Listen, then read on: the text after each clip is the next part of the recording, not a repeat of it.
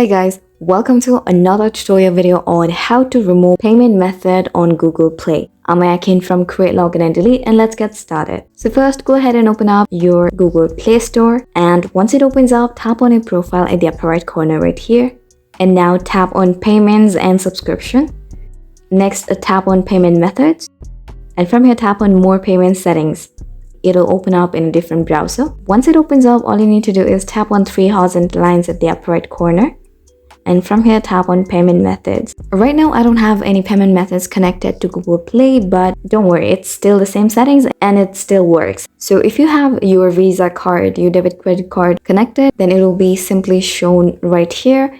And just under the card, there'll be simple options of remove and cancel. All you need to do is tap on the remove option and you'll be done. So yeah, that's it. So I really hope you found this video helpful, and if you did, please like, share and subscribe to us for more great contents.